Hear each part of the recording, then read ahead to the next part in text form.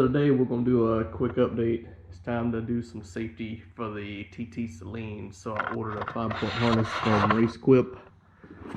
So this is what it looks like. This is the part number in case you want to know. It's a CAMLOCK style 5-point harness. And so this is the shoulder belts here. And then it's got a crotch strap here and the bottom pieces. What's cool is this piece, which is the CAMLOCK.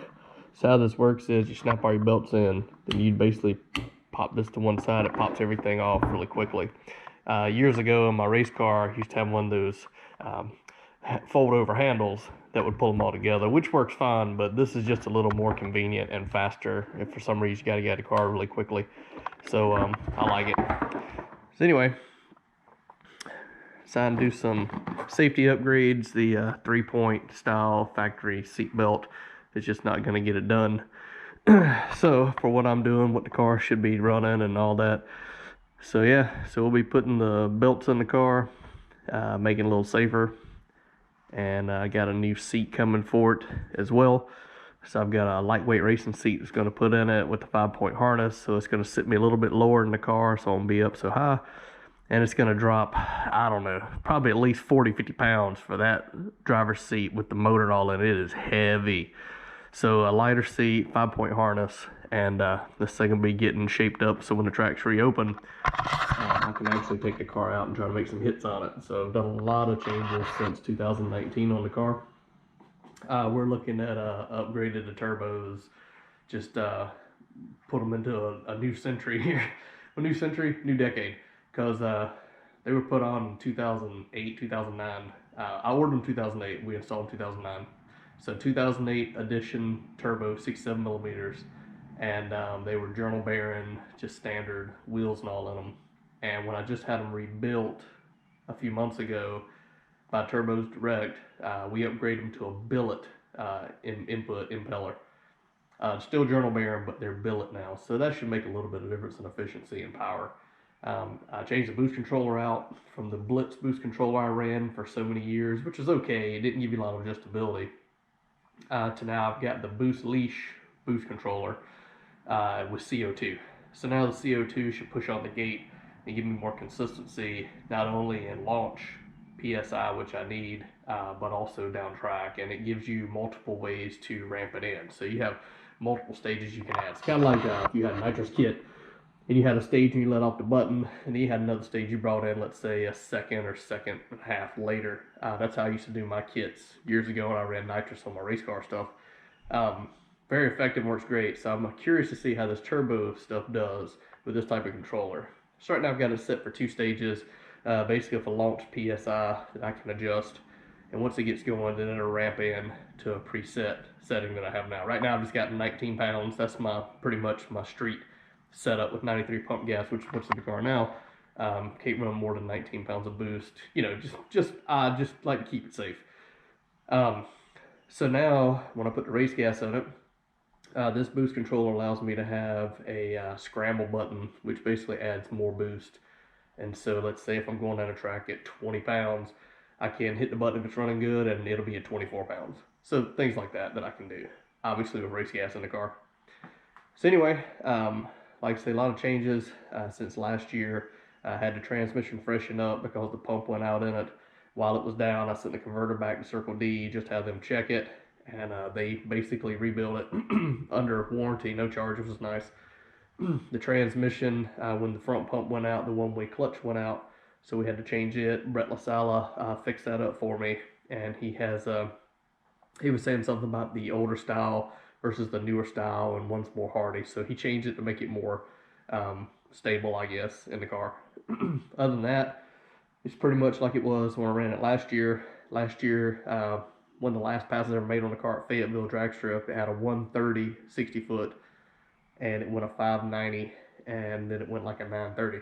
But it wasn't without problems. I identified later by watching my videos that the fuel pressure was bouncing around on launch. And I've got the Cobra Terminator gas tank in it with 3, 4, 50 pumps. So it has plenty of fuel, pressure, and volume. But the problem is, I believe that with those sump systems that's in them, that little baffle that's in there, I think with the launch G-forces that the car was making, it was pushing fuel away from the pickup.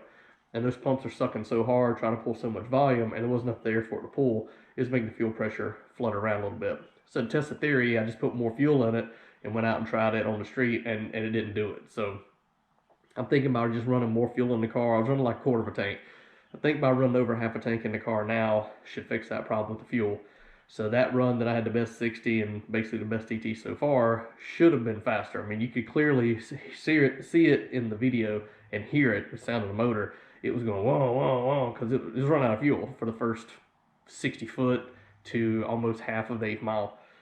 So hopefully with more fuel, that figured out, the boost controller now that I've got, take a little bit of weight out of the car, maybe to get down, maybe to go some 570s, just like it was with the same tune-up that I had, which was again 19 pounds of boost.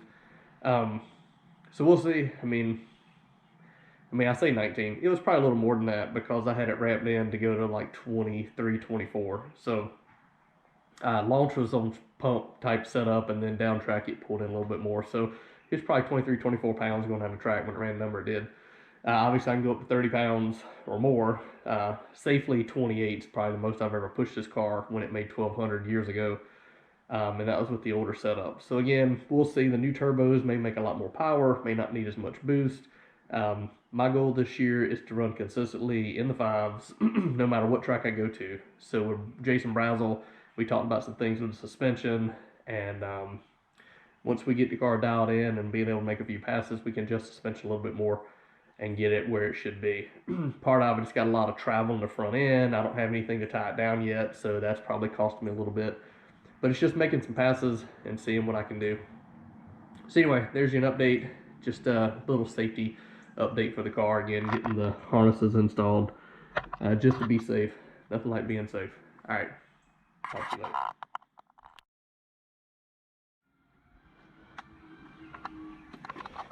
Alright, just to give you a quick inside view here. Here's the straps as they go over the roll bar. One for each side.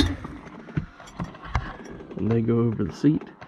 And the way they work is, you actually wrap this around, you go under, and then back into the buckle, and then over, and then back down. So, they're on there.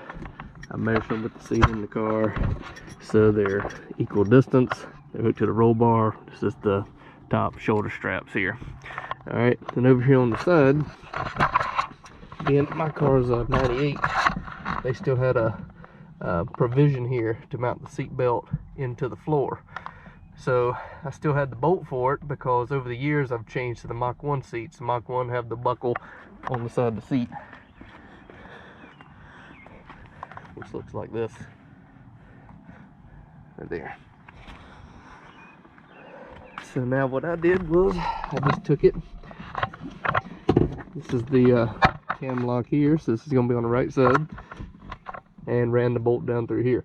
Now I had to make a slight modification, had to open the hole up just a fraction, just for this to slide all the way through and allow me to hook it up. And then once I got my buckles all like I wanted them, I trimmed off the excess here, so I didn't have extra just floating around in the car. No need to have all that extra strap in there if you don't need it. And on the driver's side here, on the left side of the seat, here's the harness, how it connects. And you'll notice the factory connection still here too. So what I did was, same thing, had to elongate the hole just a little bit here, and then both buckles actually go through. So I have the chance of either running with my stock Mach 1 seat. I can run the factory seat belt here, or I can run the race harness. I want to put my race seat in here, I can just run the race harness. So either way, it'll work fine. While you're here, this is my CO2 tank for my boost controller now, which I've got put here kind of hidden out of the way. I can reach around and turn it on. This is my boost leash controller there, cup holder, because you know, street car got to have a cup of coffee in the morning, or either a soda or something later. Got that little trash out of there. This is a little bit extra of the cords I've got dangling here. This is for trans brake and scramble / bump in button. So there's the trans brake button there. There's the scramble button / bump in. While I'm holding this down, this acts like a bump in. When I'm going down the track, this is the scramble boost. So just to give you an idea. Since most people haven't seen it, this car used to be a stick shift. And instead of taking the pedal out, I just crammed it behind the carpet there. So I could always put it back to a stick if I wanted to one day and still retain all the factory pedals. Looks like my rubber's getting worn here on this. I might need to get a new Bullet Mach 1 pedal cover for this so it looks right. And this is a submarine, what they call a submarine belt, which goes up through the middle and connects the harness down. They say to attach it pretty much anywhere existing on the floor. So I've got enough cable or strap here. I'm actually going to hook it down to the back seat mount that goes right here and run it up and over. So that way it keeps the harness pulled down tight as the harness is tight. So there you go, just give you a quick inside what it's going to look like. I did pull the seat out just to clean all this up, make it nice, and vacuum it out. But anyway, there you go.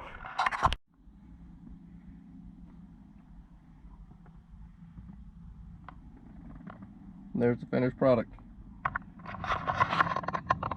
So it should be good and safe now when I go to the track.